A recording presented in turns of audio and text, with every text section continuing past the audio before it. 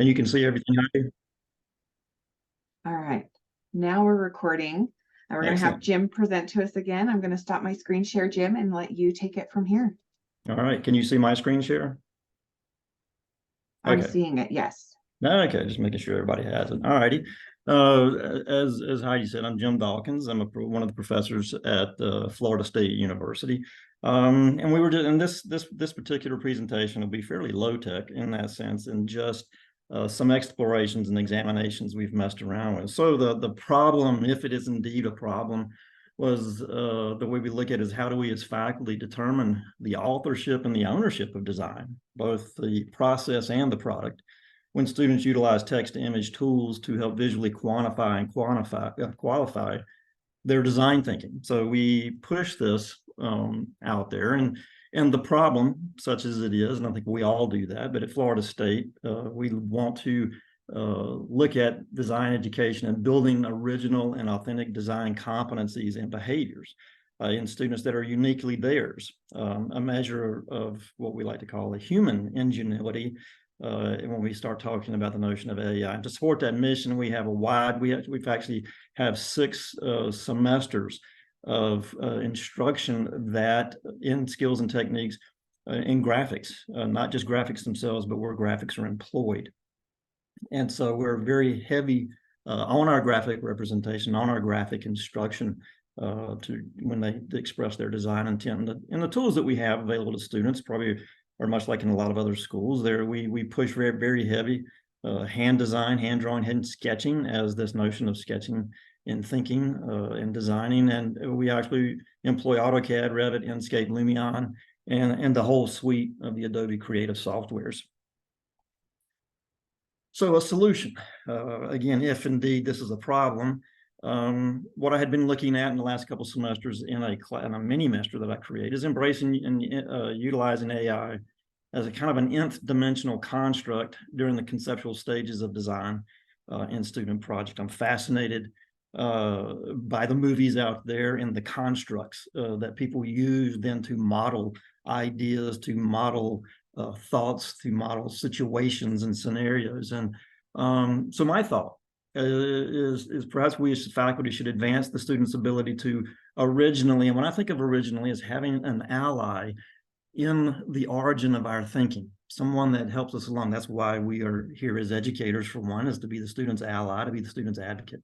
What we also call the design fairy, someone just showed up overnight and had a thought. So by having someone else think with them in an almost instantaneous manner, a virtual version of what Ryan would call the 6th sense of ESP. In this model, the machine thinks in real time with the student, and much to my chagrin, to some extent bypassing what has always been the physical and celebrated UKs of a master designer, moving between thoughts and diagrammatic interpretation by hand sketching with pencil and paper, the notion of thinking through drawing and vice versa. So the expert in expertise theory, which is one of my fascinations, experiences is designing and drawing at the speed of thought. And if a fast and powerful someone or something were thinking with me, so this is a class I have. I have a class called Ex Graphica. It's a play on, it's a 5-week, 1-credit course. Students can take 3 5-week courses and get 3 credits in the semester. And we vary it from semester to semester at Florida State. But I call it Ex Graphica. It's a play on the movie Ex Machina and the notion of product self-determination. That's where I was asking some questions earlier of Ted of when does the machine begin to think for itself and not only produce the image, then produce the drawings related to that.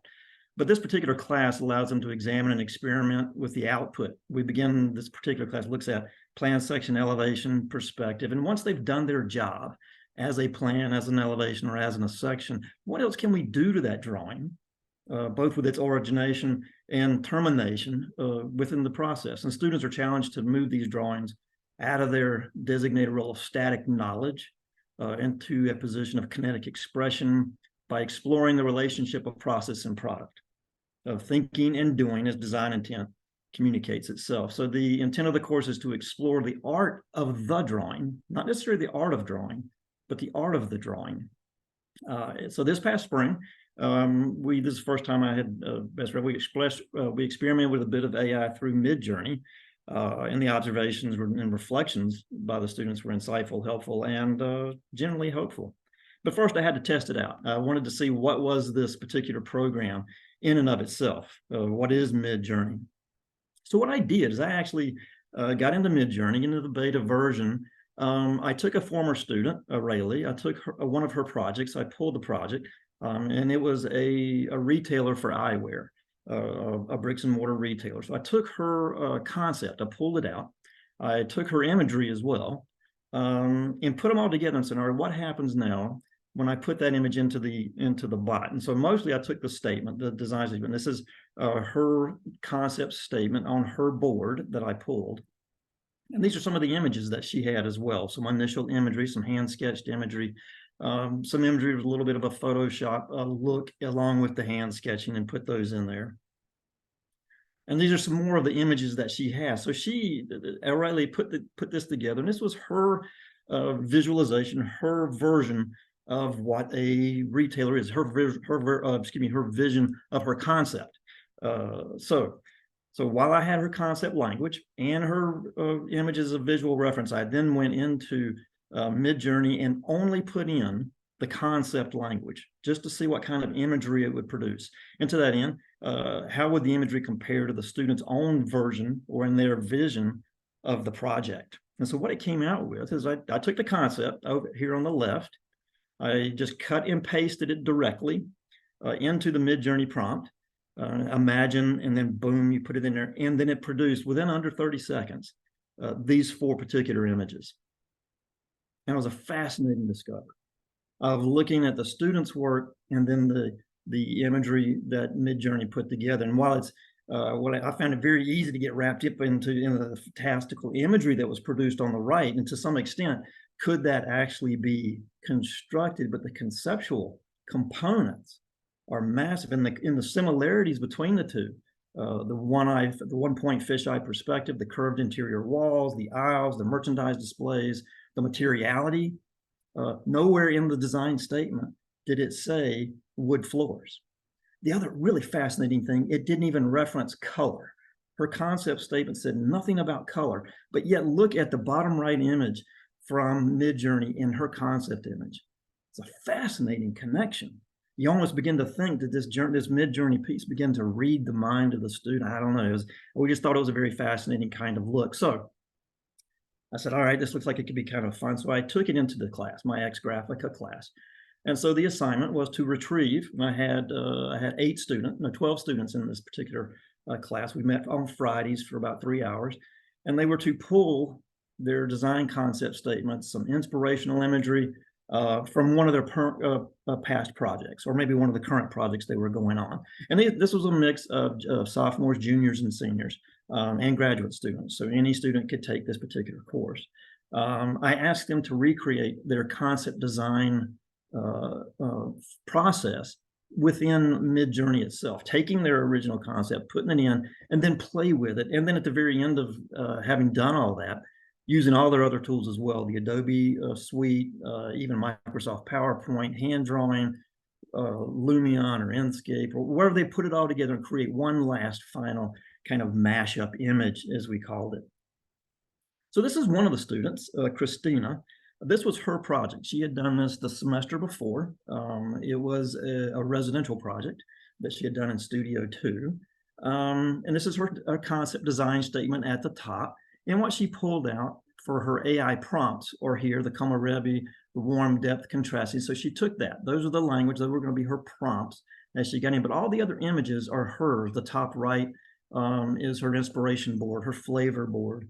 We have her plan, and then her own hand-drawn perspectives, as well as her own mood board. So she put the AI prompt into Midjourney, and it produced this. And so the concept, the part of the class that I really wanted to get into was the notion of reflection, is compare what you had done to what the AI bot had done.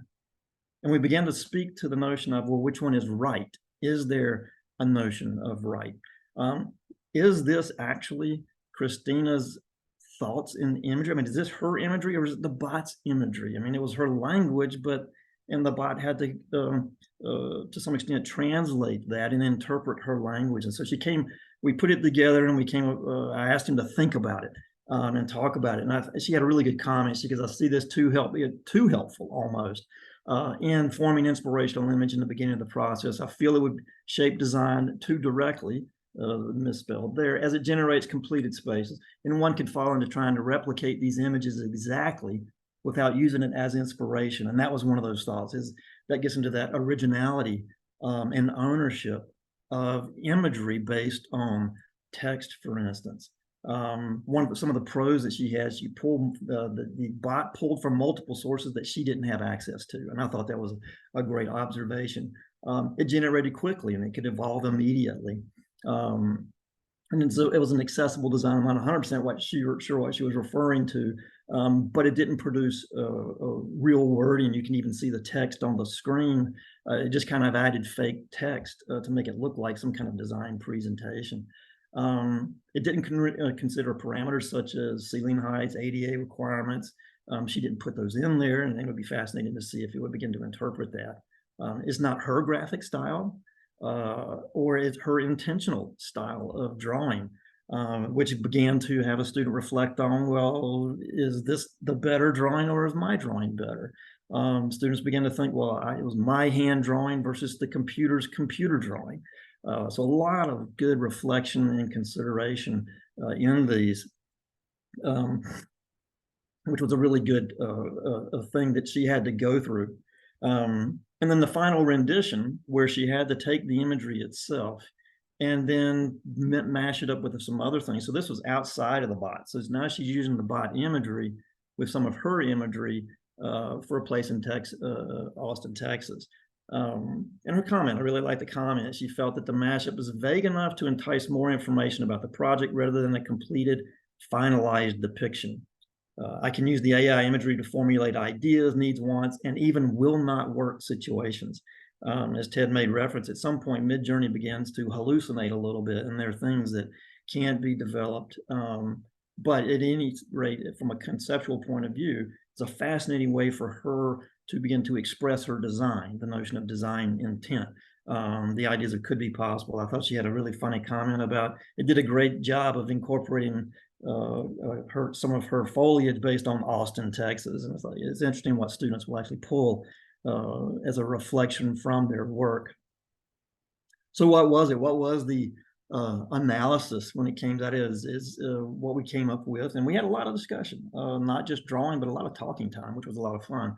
It was a rich analysis and discussion and reflection on both the role of humans and machine learning devices. As Ted mentioned, we're not going to get away from this. We need to embrace these things. So what do they have relative to education in the profession? We began to speak to the notion of morals and ethics of doing this. Is it morally right to let a machine go this far with the notion of human work, of things that are for humans? And the notion of ethics as well. We began to talk about, is this my drawing or is it not my drawing? How do you begin to reference these? Where's the citation? I think, I'm not sure that the APA or Chicago or MLA have identified how citation works when we get into AI imagery. And in fact, one of the things we did talk about was, what is the role of the interior designer in this process now? Is there a role? I was talking with my students. I said, any one of you could describe a wonderful, beautiful kitchen for your home without having any knowledge of design itself. Even my wife could do that. No offense to my wife, but she could do that. But she's not a designer, but she could produce just as wonderful imagery that someone could take and build. So there's a lot of soul searching with my students, which was a lot of fun. They actually had time to do some soul searching. They just don't have that kind of time in regular studio. And I think the big thing that came out of this was, to some extent, an uncomfortable realization of AI to actually perform very well in the design process, especially in the conceptual phase. And to that end, where does that involve the student? So I think, unlike some of Betty's students, is hesitant to jump in. My students were jumping in buck naked, ready to just dive into the deep end. And I think once they got there, they were asking for a towel to get out, and how could they get out of this deep end, and what did that mean to them? So a very quick presentation. I was trying to mostly just show you what our students did, what we kind of got out of that, some of the explorations, and we'll continue to do that in the fall. We'll be pushing AI, especially mid-journey, to help students with their initial concepts, and get into, in the studio, begin to have more reflection on the originality of design, the authenticity of design, as we begin to embrace AI. So that's the short and quick one there. Thank you. We did have a comment from Glory in the chat who says there is a difference between wonderful imagery and functionality of space, which is very important to remember because that's very 100%. And there was a number we went through in the class, and these were just one of a set of examples, but we went in during the class, a number of students kept moving up, upscaling their imagery, working it out, and it was fascinating. It produced more of what they were thinking, but it became structurally unable to realize. There was, even in AutoCAD or Revit, it would have been very difficult for the student to replicate what they were seeing, but the fit and the feel of what they were producing was getting closer and closer and closer, which it was very fascinating. So that was another thing. Well, if you can't build it, then is it actually valuable or even viable or worthy? So. Yeah. And Charlene says it's great to see the reflection integrated into the assignment, which is very true. Yeah, that was more than anything. I was looking for what students were. I had my own thoughts, but I was wondering what were students thinking, and why were they thinking about this? And we were very fortunate in this semester that I had. Actually, had in this class, we had third and fourth year students and graduate students. So the level of maturity with what they knew graphically of what to draw with, how to draw, was different, and their maturity in design and age as well. And so it was a really nice vertical studio for 5 weeks to explore these things. And there were no requirements in the class other than play. I value play more than anything when it comes to design, and we were fortunate to have that opportunity. Thank you. Any other comments or questions from the audience?